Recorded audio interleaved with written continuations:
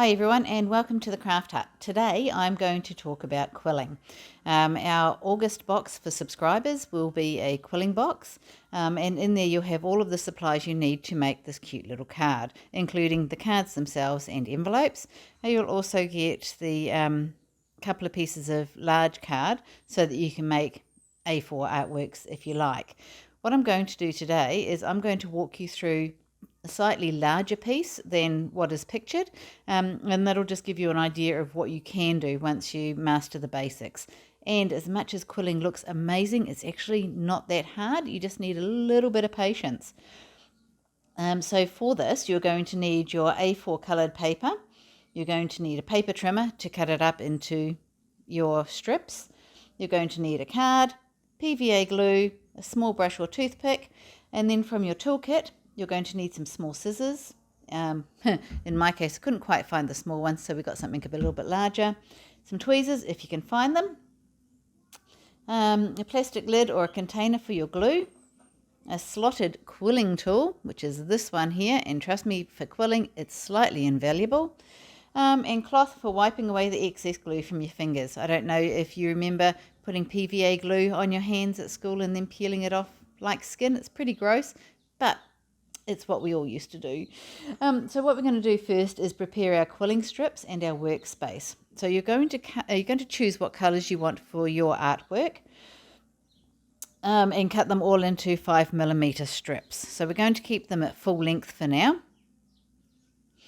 Then we're going to put a squirt of glue onto the plastic lid. So make sure that the lid is actually wide enough so that you can dip your quilling pieces in once they're finished, and then it makes it easier to place it onto your artwork in the end. And that's it for getting your workspace ready. Then what you're going to do is kind of visualize how you're going to make your artwork. Trust me, Google it, Pinterest it. There's so many ideas out there. You'll get rocking along in no time at all.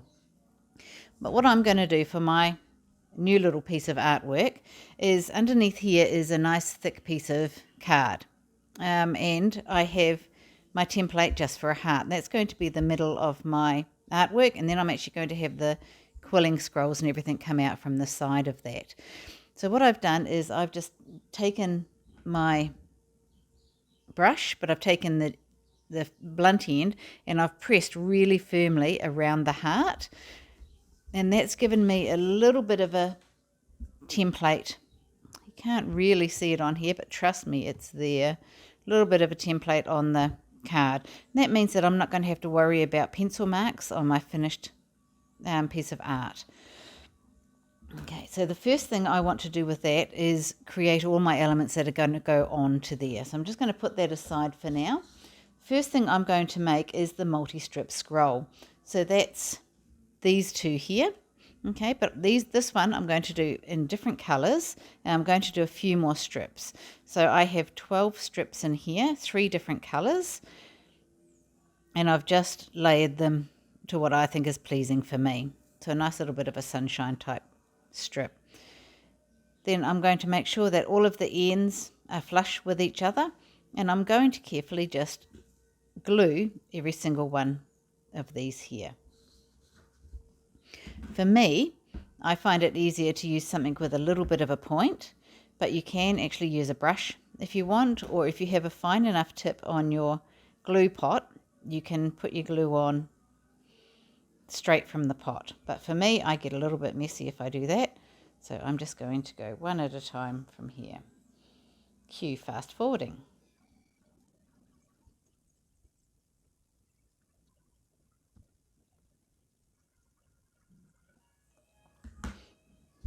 Okay, so let's just wipe that little bit of excess glue off our fingers. Just going to make sure that it's all nice and flush without giving yourself a paper cut. You're just going to run your hand along and make sure that it all sits nice and flat. Okay, so we just need to let that sit and dry just for a little bit, otherwise it's going to move as we want to roll it. So while we wait for that to dry, here's my template.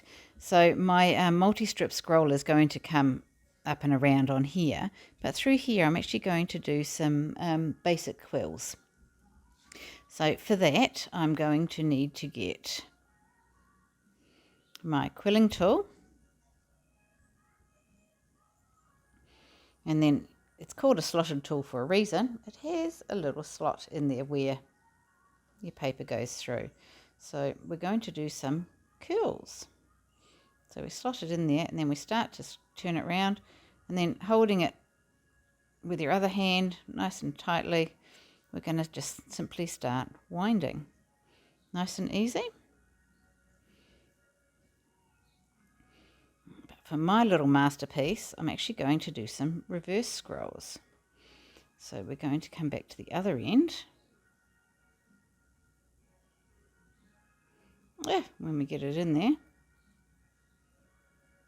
And we're going to scroll the other way. I'll show you what happens. I suppose we can call this an S scroll.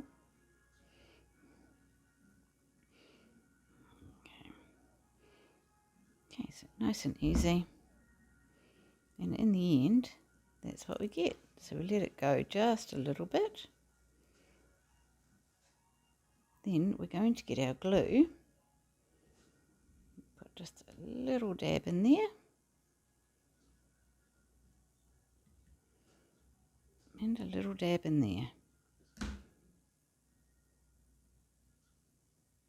Then we're going to do, and then we're going to do multiples of those so that we can have it running around the edge.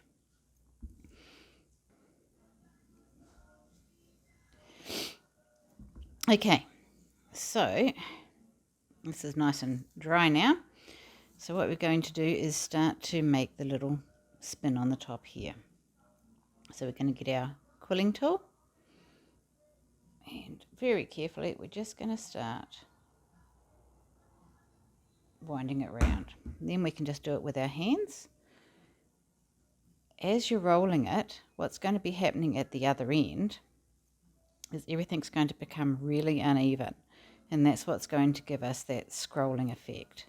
So you can see here how they've all gone off kilter, which is great. So how it separates out through here, that's what's going to happen with these ones. Now you can either go through and glue them as is, so they're nice and flat on there, or you can chop it off so that the end of this is flush, and then move on from there. So for me, I'm going to actually give it a bit of a chop today. Okay, so now it's nice and flat, and then just like at the beginning of this scroll, I'm going to go through and glue all of these together.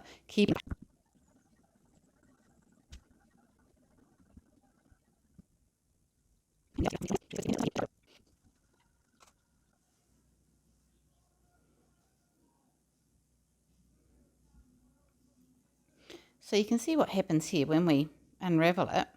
We've got lots of little layers in there, which is great. So there's quite a few different things we can do with this one. And what I'm going to do is I'm actually going to have it in a bit of a scroll around this way here. So we're just going to grab our tool and just start to give it a little bit of a twirl the opposite way. Now you can keep this tight or you can loosen it up. It's totally up to you. I'm not quite sure what I'm going to do yet, so what I'm going to do is get out my template and see what I think.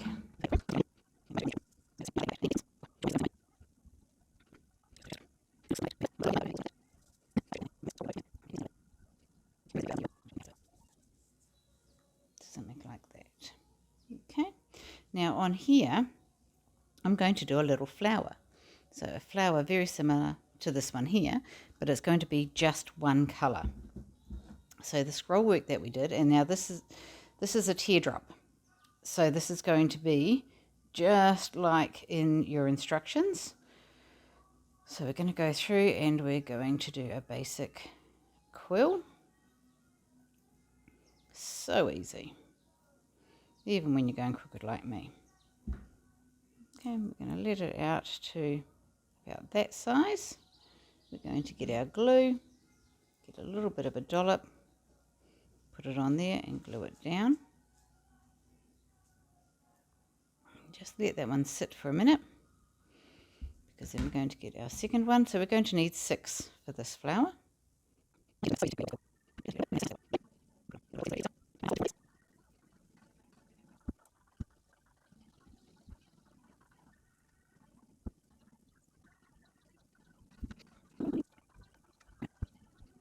So I did the 2 scrolls for the leaves as well, just to save a little bit of time on that.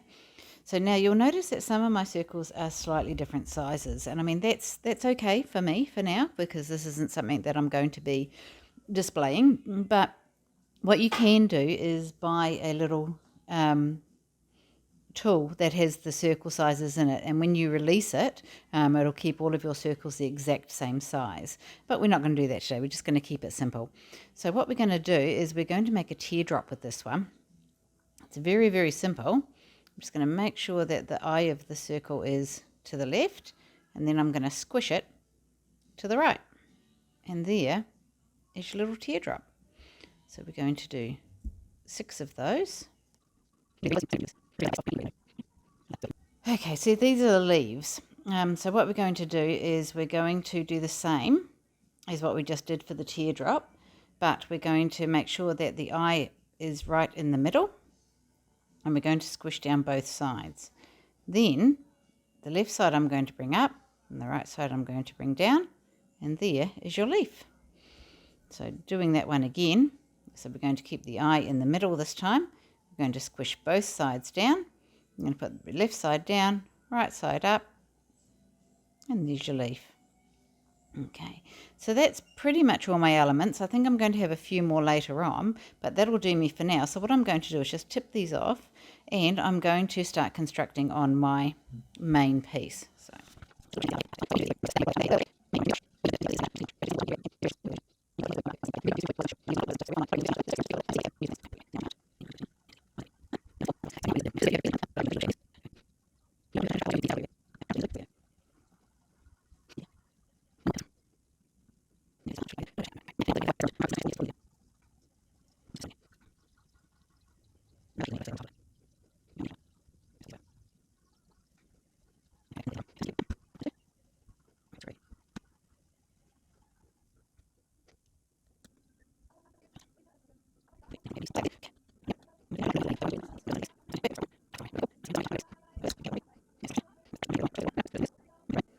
we're going to pop it in the middle. And there you go. So that is a lovely little variation on the card that we've got here. So like I say, there's so many different things that you can do with this. There's animal shapes, there's letters, there's just so many things. I've got a beautiful little S in my craft hut room. I've got a beautiful A in my granddaughter's bedroom. So the ideas are limited only by your imagination, as they say. So I'm going to keep working on this and maybe put a few more bits and pieces on there. It's just a little bit lopsided at the moment. I think I need something else over here, maybe some scrolls coming up. Not too sure yet. But anyway, that's it for now. Thanks for listening. Have a great time crafting.